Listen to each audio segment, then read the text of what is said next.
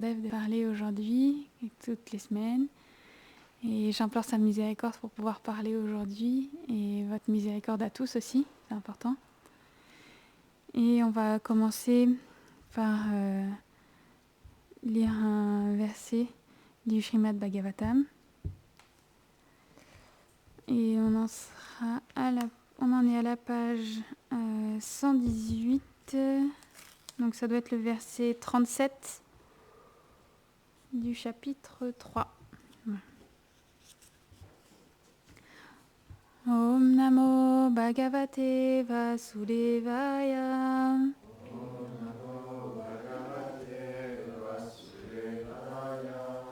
Om Namo Bhagavate Vasudevaya.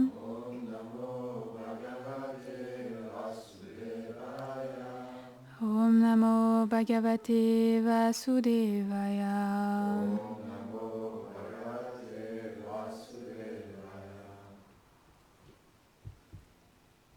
Je commence quand même à lire le verset, même s'il n'y a pas de micro.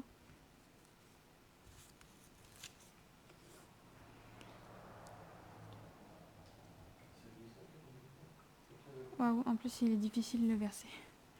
C'est pas comme d'habitude.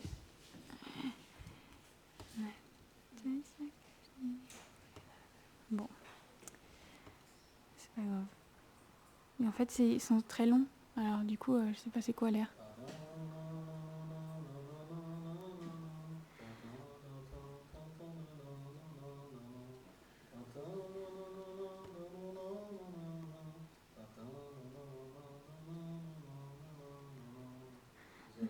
Na chasya chachini punena datur avaiti jantu kumanisha uti namani rupani manovatshobi santan vato nata charyami avigna.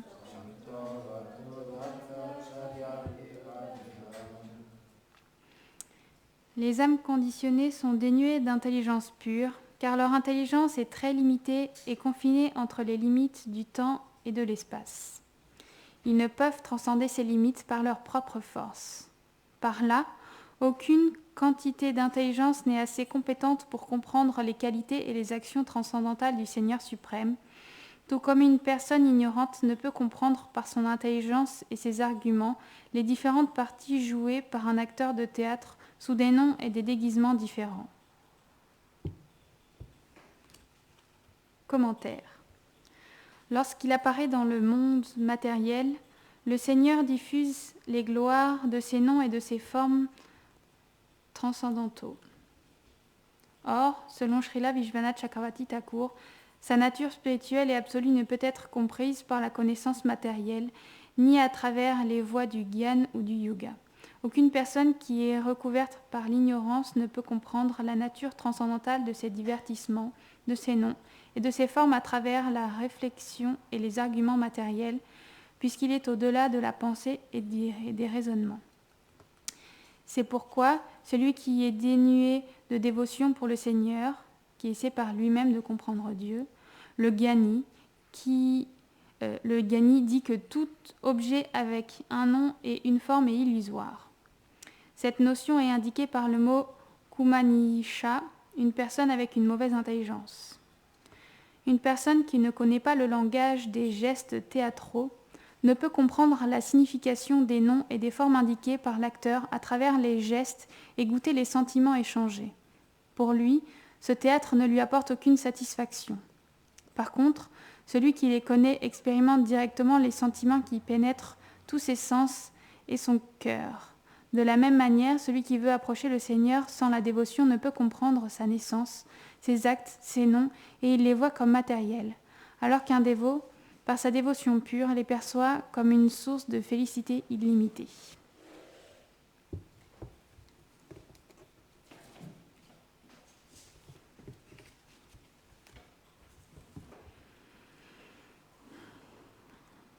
Om Agyanatimilandasya Gyanam Jalam Shalakaya Chakshurun Militam Yena Tasmai Shri Gurave Namaha Shri Chaitanya Manobishtam Stapitam Yena Bhutare Svayam Rupa Kadamadyam Dadati Svapadantikam Vanshakarpatarubhyascha Kripa Sindhubhya Evacha Patitanam Pavanebhyo Vaishnavebhyo Namo Namaha Jaya Shri Krishna Chaitanya Prabhu Nityananda Shri Advaita Gadadhar Srivasadi Gaura Bhakta Vrinda Hare Krishna Krishna Krishna Hare Hare Hare Ramo Ramo Ramo Hare Hare Namam Vishnu Padaya Krishna Prestaya Bhutare Srimate Bhaktivedanta Swami Niti Namine Namaste Sarasvate Deve Gauravani Pracharine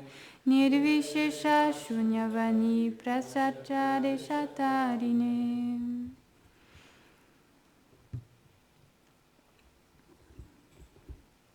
C'est vrai qu'on voit c'est dans la danse indienne, on voit beaucoup ça, où en Occident on ne connaît pas les codes de la danse indienne et les danses classiques comme l'Odissi ou d'autres sortes de danses comme ça, et c'est du théâtre et c'est très très codé, et si on ne comprend pas, parce que c'est une seule personne par exemple qui va faire une performance de danse et elle va présenter toute une histoire et elle incarne toutes les différentes personnes. Par exemple, elle va raconter une histoire sur Radha et Krishna, et donc elle va passer du personnage de Krishna au personnage de Radha, et en fait si on comprend pas que quand il y a une flûte dans la main c'est Krishna, ou que quand on est comme ci ou comme ça veut dire telle ou telle chose, alors on ne peut pas du tout comprendre ces danses-là. Par exemple, il y a des codes pour dire il y a une fleur, on va mettre la main comme ça, et puis si on fait comme ça, et ben c'est une abeille qui veut butiner une fleur, donc c'est une abeille qui butine une fleur,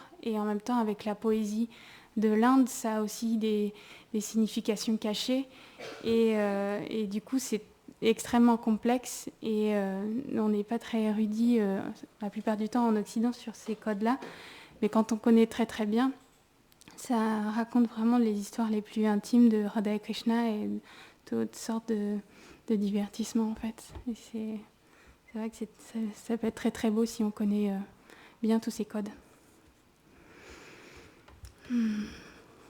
En Bharatanatyam aussi, ils ont aussi tous ces codes-là. Alors, pour ce qui concerne le Mahabharat, on va reprendre où on en était la dernière fois, et on était arrivé à un moment où Arjuna et Krishna, ils ont accompli un fait merveilleux, ils ont aidé Agni, le déva du feu, à consommer une certaine forêt pour qu'il puisse guérir d'une maladie. Et dans ce divertissement, ils avaient épargné un Maya, un Asura, et Krishna, il avait fait les arrangements pour que Maya, il construise un palais d'assemblée pour les Pandavas. Donc on en est à peu près à ce moment où ils sont rentrés à Indraprastha, donc le royaume des Pandavas, de Yudhishthir. Et il commence à réunir tous les matériaux. Je pense qu'on avait dit ça la dernière fois. Maya, il a réuni des matériaux célestes, etc. Beaucoup de matériaux qu'il avait entreposés chez un ami à lui. Et il est revenu et commence à faire les plans pour construire le Maya Sabha, donc le palais d'assemblée, qui sera nommé un peu plus tard Maya Sabha. Et quand toute cette chose-là se met bien en place, Krishna il décide que c'est le moment pour lui de partir, puisque tout se passe bien, et ça fait longtemps qu'il n'a pas vu ses proches, et il aimerait retourner dans son royaume de Dwarka. Et il était resté avec Satyaki. Il était resté avec Satyaki parce que, en fait, Satyaki, il a appris le tir à l'arc d'Arjuna. Donc, son maître d'armes, c'était Arjuna en matière du tir à l'arc. Et du coup, comme Krishna était resté plusieurs mois avec les Pandavas, ça lui avait permis d'acquérir cette connaissance. On va le retrouver beaucoup plus tard dans la bataille de Kurukshetra. Il aura son importance, qu'il est un grand guerrier. Et donc Krishna, naturellement, il va demander la permission de pouvoir partir. Il va voir Kunti en premier, et c'est vrai que c'est la séparation avec Krishna, et donc c'est difficile, mais ils sont obligés de le laisser partir en même temps. Donc et forcément qu'il verse des larmes, et elle lui demande de revenir bientôt à Indraprastha, et qu'elle est très contente, et qu'elle a toujours son mental fixé sur lui, et elle sait que lui, il veille sur eux constamment, et elle lui permet de pouvoir partir, et il va voir comme ça il va voir sa sœur aussi, Subhadra. Il va lui dire adieu d'une manière très jolie, très belle.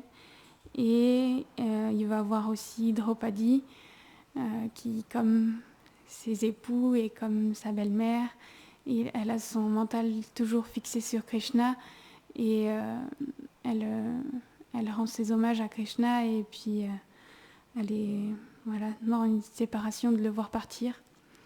Et ensuite, il monte sur son char, et les Pandavas, ils sont avec lui, ils l'accompagnent jusqu'à la porte de la ville, et arrivé à la porte de la ville, Yudhishthir, il monte sur le char de Krishna, qui est tiré par 2 chevaux. Je retiens pas les noms, mais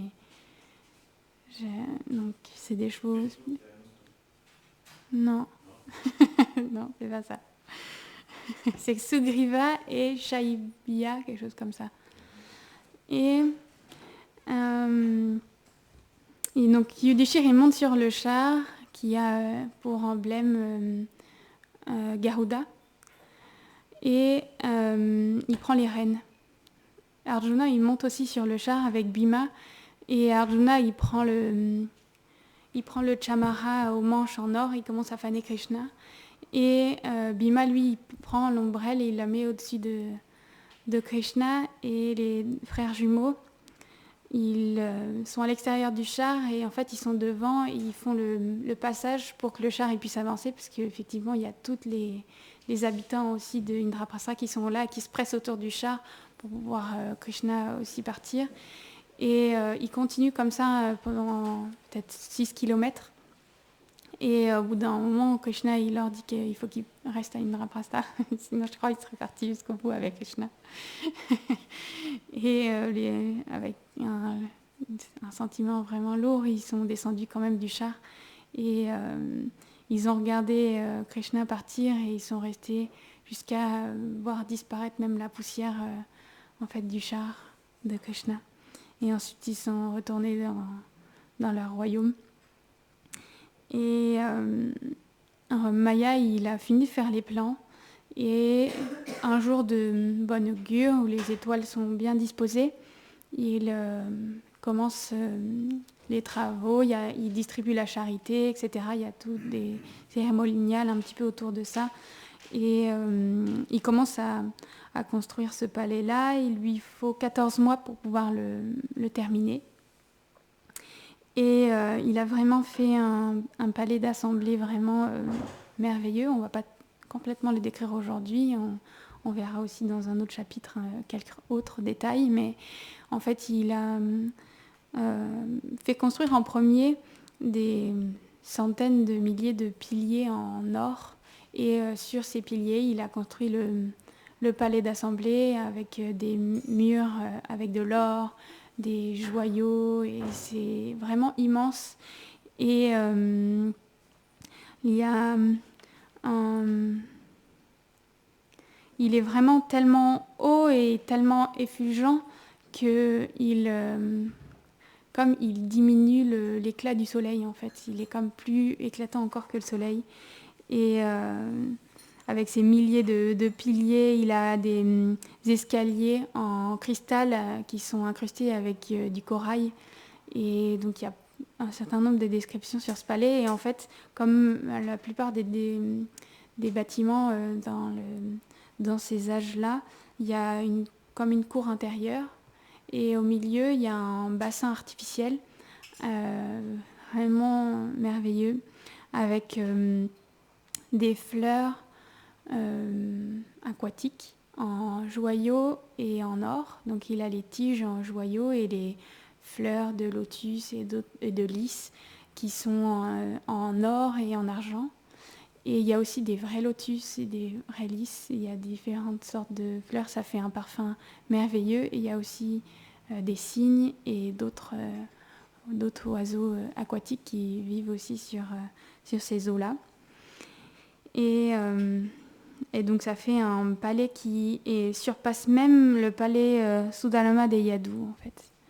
Tellement il est merveilleux.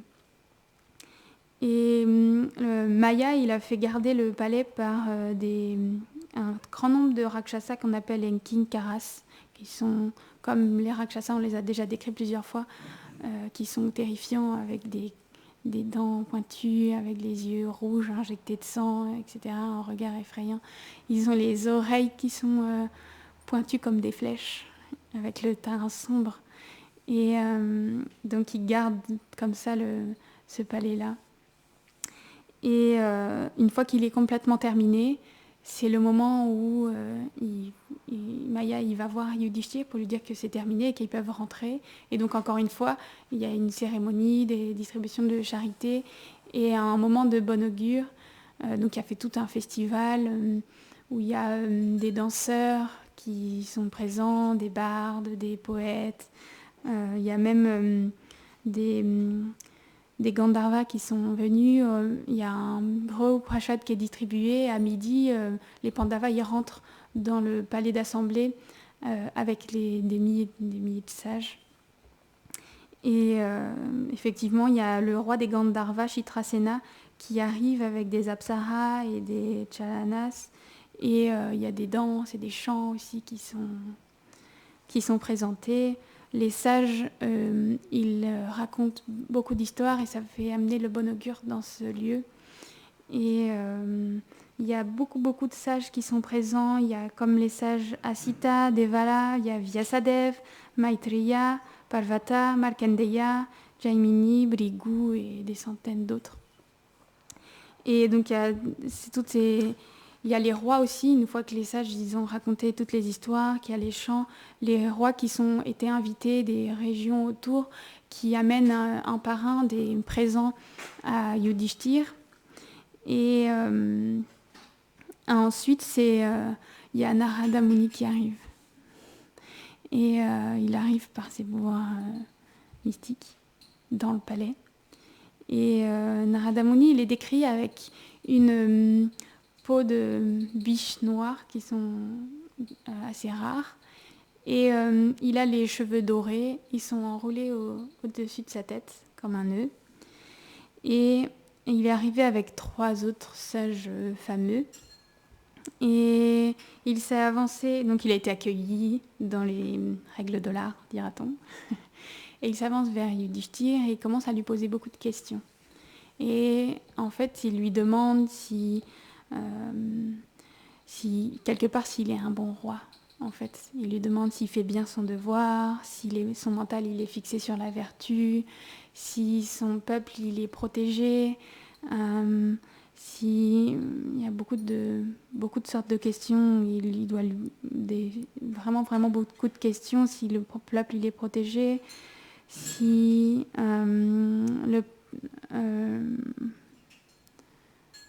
ouais, donc c'est beaucoup d'instructions il lui donne sur l'art de la royauté. En fait, quelque part, ces questions, ça permet d'instruire Yudhishthir.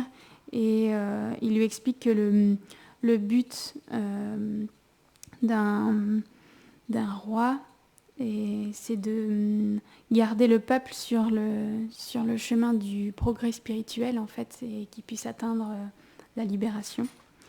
Et que tous les besoins des habitants en matériel ils soient comblés et qu'ils soient bien protégés. Et donc il parle comme ça un certain temps et au bout d'un moment, quand il s'arrête, Yudhishthir il pose des questions et en fait il lui demande comment réussir ces choses qu'il vient de lui dire. Et même si certainement Yudhishthir il met déjà en place toutes ces choses-là par humilité, il ne va pas juste lui dire oui, je fais déjà tout ça. Il lui pose des questions, puisqu'il lui va demander si tout ça s'était fait. Il lui répond aussi par des questions. Et il lui dit comment réussir ces choses que tu m'as demandé, donc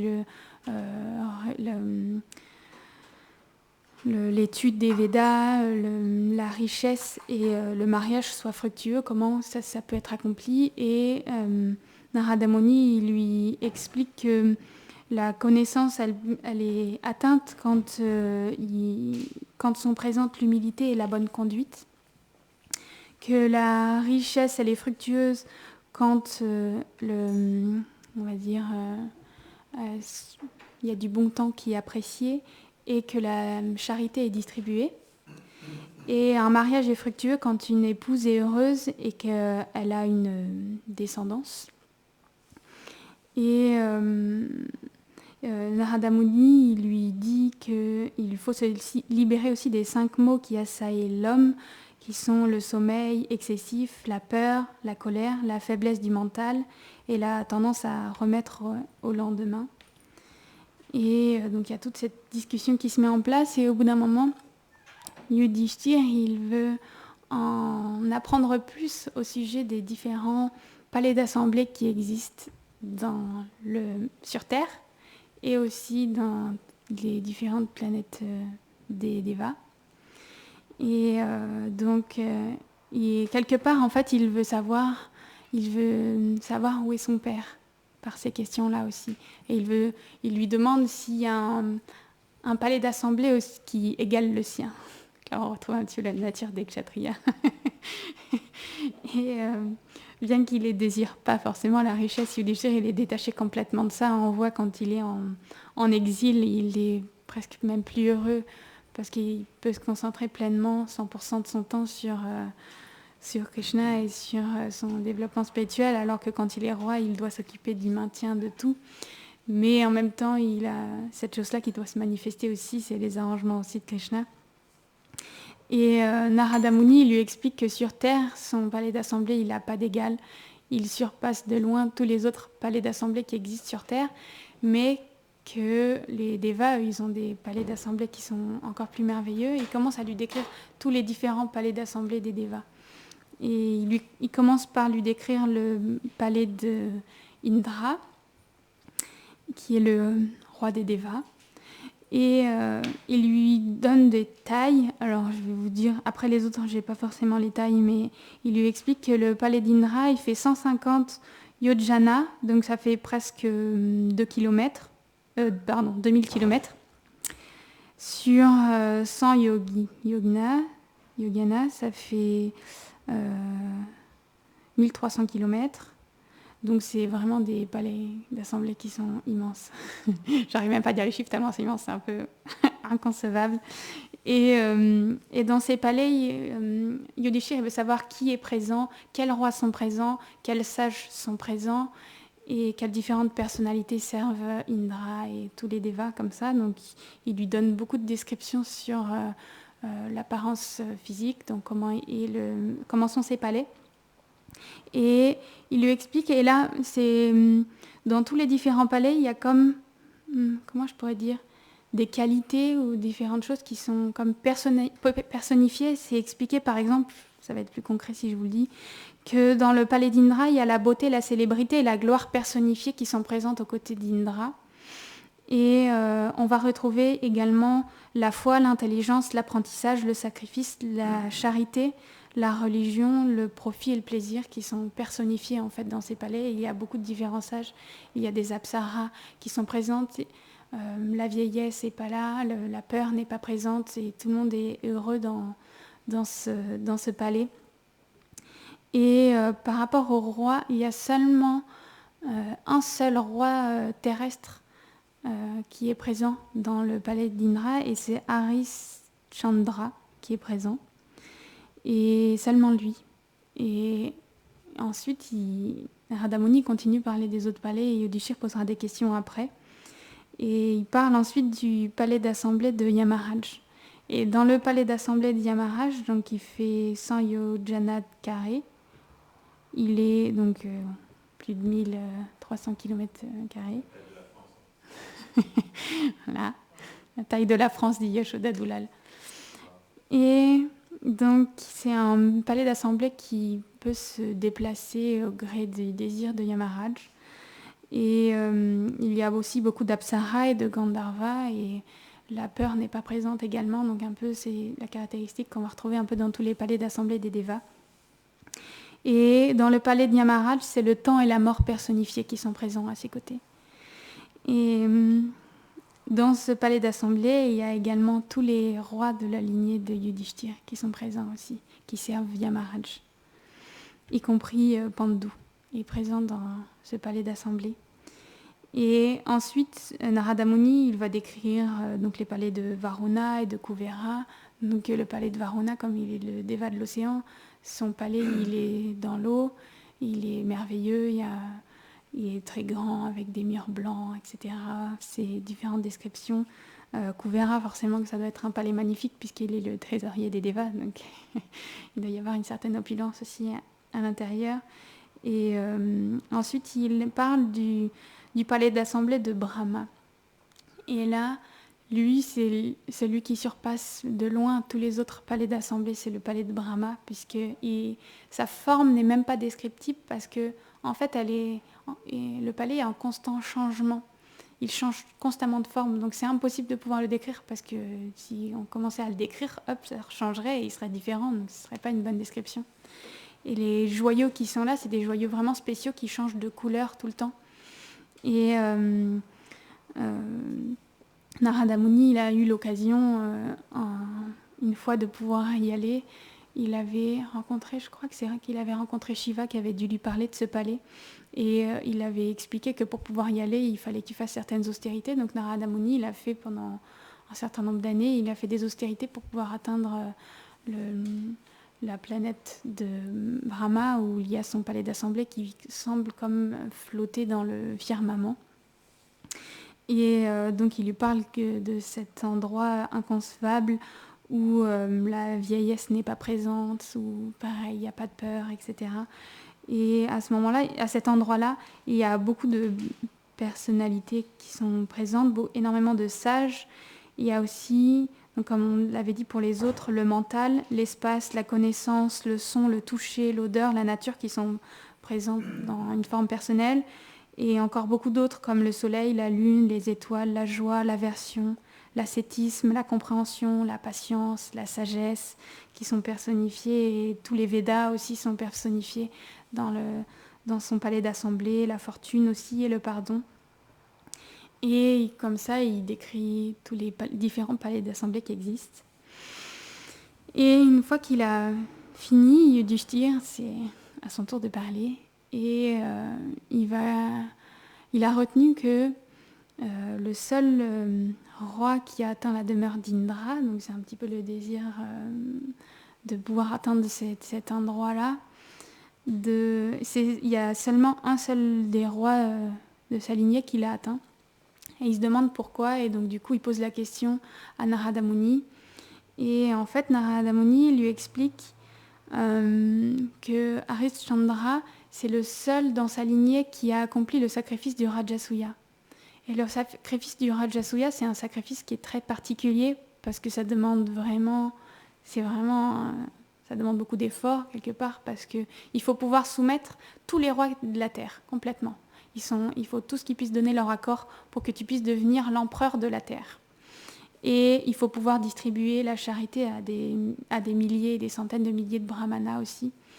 Et c'est le seul qui a accompli cette chose-là. Et donc, puisque les autres, ils ne l'ont pas accompli, le Rajasuya, ils sont allés dans la demeure de Yamaraj.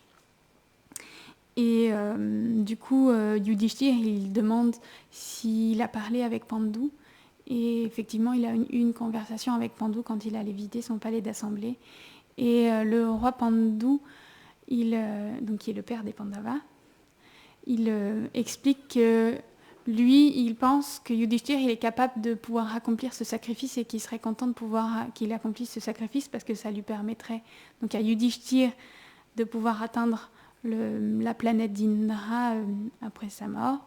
et ça peut permettre aussi à ses ancêtres de pouvoir aussi atteindre à la demeure d'Indra. Et il le pense capable de pouvoir faire ce sacrifice particulier. Et ensuite, Narada Muni, il explique que lui aussi, il pense que Yudhishthir, il peut l'accomplir et qu'il faut qu'il fasse ce sacrifice du Rajasuya. Et donc, il lui donne ça comme instruction. Et après quelques paroles et discours, Narada Muni, il s'en va.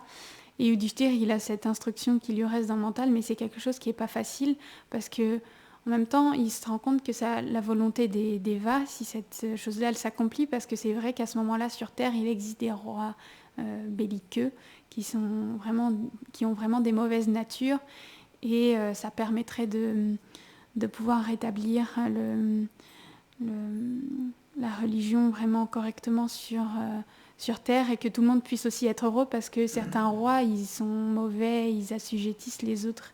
Et on parle notamment de Jarasandh du royaume de Magadha, qui fait prisonnier les rois sur lesquels il a eu le dessus. Et il les emprisonne, et il a prévu qu'une fois qu'il ait un certain nombre de rois emprisonnés, il a prévu de les sacrifier, en fait, dans un feu de sacrifice pour Shiva. Et parce qu'en fait, son objectif, lui aussi, c'était de pouvoir atteindre cette place d'empereur, et donc c'était pour avoir certainement une certaine puissance, etc. Et donc c'est vrai que certainement c'est la volonté des dieux, des différents devas, des demi-dieux, que Yudhishthir il accomplit ce sacrifice. Mais c'est pas évident, parce que ce roi Jarasandh, il est vraiment extrêmement puissant. On sait que Krishna, il a eu à se battre plusieurs fois contre lui. Il a fait beaucoup de batailles contre lui. Et donc, il continue à vivre dans son royaume, mais il continue à penser à ça. Et il pense aussi au Rajasuya, que ce serait une bonne chose aussi, parce que pour ce sacrifice-là, on doit désigner quelqu'un comme la personnalité, comment je pourrais dire, la plus importante. Et cette personne, elle est mise en avant et elle est honorée. Et son désir à Yudhishthir, c'est que Krishna il soit placé vraiment comme le Seigneur suprême devant tous. Et du coup, il a le désir d'accomplir ce Rajasuya pour montrer, puisqu'il était conscient que pour ce sacrifice, même les Devas, ils allaient être présents, et tous les rois, différents rois de la terre. Et il savait que les Devas ils seraient en accord avec le fait que Krishna il soit placé devant tous, puisqu'il est l'origine de tout.